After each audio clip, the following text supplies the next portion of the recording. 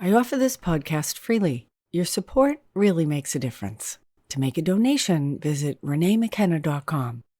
Welcome to Spiritual Psychology. My name's Renee McKenna, and I bring my 30-plus years as a recovering addict and ex-crazy person turned therapist and shamanic healer to bring you snackable teachings on spirituality, psychology, and all things personal growth.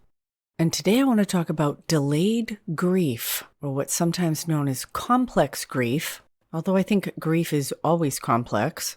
And grief is actually a very healthy, important process. Loss, death, and big change are part of our cyclical human experience here. And I say cyclical because the great spiritual teachings would tell us it's an infinite cycle.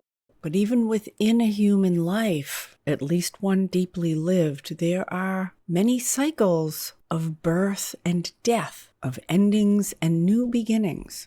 And this is not a design flaw. The birth-death cycle is part of our human experience.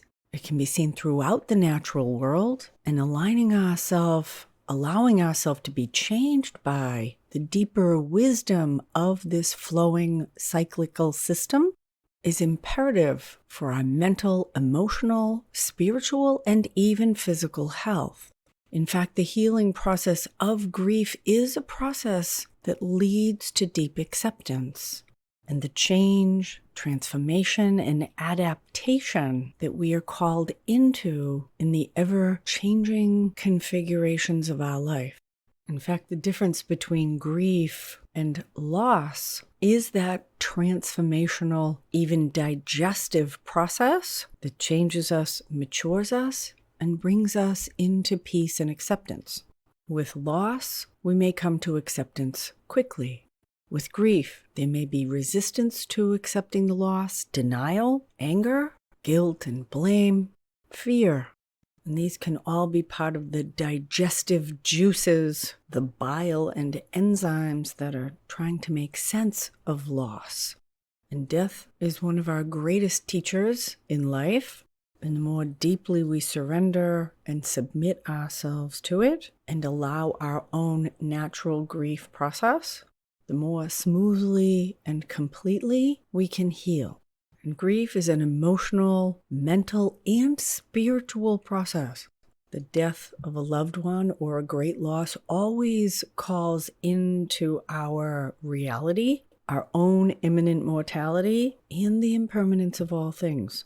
And that can really fuck up your day if you think you're in control of everything. So making peace with death is often very tied to our religious or spiritual beliefs, our attachment to our ego self, and our control issues of how we would run the world if we were in charge. And making friends with the wisdom of the angel of death often opens us to deeper spiritual experience, the mysteries of love, of the soul, and of this cosmic, unfolding, amazing reality that we're a part of. Grief can be a wisening process, allowing us to peek through the doorway of death into the infinite. And the grief process calls us to great vulnerability and also opens the doorway to all of our other unresolved emotional issues that we might have kept neatly packed away until a death or loss kicked that door open, which is actually an opportunity to come to greater wholeness, more authenticity, and can even increase our capacity to love and engage with life. Unprocessed grief, like most unresolved emotional issues, often keeps us closed, fearful, bitter, angry, numb, or emotionally closed. But there is a natural, organic process that's unique for each of us. We each process things in our own way, in our own time, and particularly for the big losses in our life, we may process them again and again and again over the course of our existence, like a spiral staircase as we age and hopefully grow and evolve. As we move up the staircase, how we perceive our surroundings changes. My parents both died 18 years ago, and I will never have other parents. And my relationship with them, with their deaths, And how I experience my experience continues to shift and change as I shift and change. And I have buried many people in my life and generally have a very accepting relationship with loss. And particularly for the people who have died that I loved or felt very close to, I still feel very connected with them today. My client Sarah used to call them her dead, that she talks to her dead. I talk to my dead.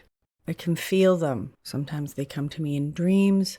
I journal to them, and for me, the love connection was not severed as they left their body.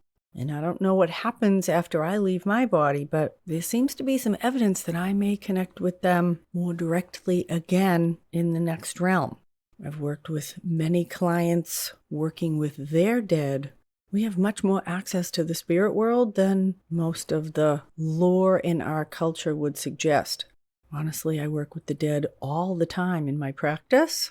I teach my mentees a whole unit on psychopomp, which is the escorting of souls who have not clearly passed. Very sacred practice. And working with the dead in general, because it's such a present part of our spiritual reality here as humans. It may not make sense intellectually. It is non-rational, very intuitive, and a very profound practice to open again to these incredible mysteries of the ever-flowing life force. When my mother died, honestly, I was quite relieved. She had been dying for about 10 years, and that relationship was extremely difficult. She was a very frightened and emotionally unavailable person, and we were never close. And luckily, by the end of her life, I was able to be there for her in a way that I felt decent about. I called her every week and listened to her talk about her ailments and problems. It had mostly been a fairly one-way relationship because she just really didn't have a lot to give. I've done a lot of work around that relationship, looking at it from a soul level. And I've come to believe that most intimate relationships in our life are soul level agreements, maybe that we make before we come here. And the gift that Fran gave me was to teach me about healthy service to others. I would not be a therapist if it was not for her. And as I grow and age, launch my own children, and freakishly repeat many of the circumstances that she had in her life, I continue to grow in appreciation, in forgiveness, and understanding of that relationship and that person in my life. And if you're interested in learning more about soul connections, you might check out podcast number 48, Karma and Family of Origin. Now, the death of my father was a completely different circumstance. I had been processing the relationship with my mother for years, and so there was really nothing to grieve with her. Because it wasn't a very deep or connected relationship in my life, there really wasn't a lot of loss, except the loss of the difficulty and challenges with her, which was a relief. Even though it's culturally questionable to say that, I am dedicated to my own emotional honesty. She was a pain in my ass. Why would I be sad she's gone? But my father, on the other hand, was a deeply connected relationship. And I had my own experience of delayed grief, which honestly has really just opened itself up in the last few years. My parents died 8 months apart from each other, even though they weren't married anymore. And I did not attend his funeral, and that was a very difficult and conscious choice. I had a funeral for my mother, and only 5 people came, and 3 of them were with me. Now, that's kind of sad, but years before my father's sudden death, he had an aneurysm and dropped dead. My father had gotten remarried, and his new wife had her own complex emotional issues, and ultimately my father stopped talking to me and completely withdrew from my life. And I was around 30 when that started. I wasn't a little kid, thank God. And that was the real loss for me, to lose him from my life while he was still living. It was shocking, unbelievable, and it honestly remained frozen and unprocessed for decades. In fact, the deeper processing was catalyzed only when I realized that I wanted to open my heart in a new relationship, and there were a lot of blocks to doing so. So it was opening to new intimacy in my life that brought up the grief of the loss of the intimacy with my father. Now, he also died when I had very young children. I was newly married. We were remodeling the house. There was a lot going on. And I was very busy with my own present and healthy, engaged life, 3,000 miles away from where Arthur was buried. And much of my emotional healing around my father has been forgiveness, compassion, and understanding about his own deficits and dysfunction. And again, ultimately coming to see from a meta perspective, this kind of mysterious way, that there were a lot of things that happened because of him being removed from my life, even before his death, that actually were helpful in my own journey. And the very excellent news also is that the universe has provided for me a family of choice. And as my own parents dissolved, they did kind of dissolve, I was welcomed into this new family and amazingly, unexpectedly got this brilliant set of parents who have been engaged and present in our lives and continue to be sources of inspiration and love for me and my kids. Much better grandparents. And I've also grown in my spiritual connection with the Great Mother and the Divine Masculine, what I might call my spiritual family, my spiritual parents. They probably look like a mix of Buddha and Gandalf, Kali and Gaia. But I think where delayed grief is most common is with children who experience death or loss. I was working with a client recently who lost both of his parents before he was 5, and he's in his early 30s now and really turning his energy toward his own personal growth and emotional healing. And he's really just consciously and emotionally starting to process those losses now as an adult. And that's a totally valid, understandable, and I think healthy process. He's ready now. He's created a lot of support and stability in his life. He's intentionally opening in ways that he was closed or just underdeveloped. And now it's time to expand and heal and let that energy move and flow and perhaps change and mature and wisen him. I'm pretty close to 2 boys who lost their mother when they were 7 and 9 years old, quite suddenly. And much of the grief of the surrounding family and grown-ups was about the tremendous loss that these boys were experiencing. And yet the boys expressed no grief. Children often don't have the capacity to process loss and death the way that adults do. They're in survival mode. This is what's real for them. This is just what's happening. And we get a whole lifetime to process our life experience. And when he was about 15, one of the boys pulled me aside and he said, I've been kind of thinking about killing myself. And I'm not really interested in anything anymore. And I'm sad all the time. I think I'm depressed. And I said, yeah, sounds like that. Now, the age of 15 sucks for almost everyone. In fact, often if I meet a 15-year-old at their birthday, I'll say, I'm really sorry, it'll be over in a year. So getting depressed at 15 is not unusual. But as we talked more, it occurred to me that he might be experiencing delayed grief. And so I said that to him. Do you think this might be grief around the loss of your mom?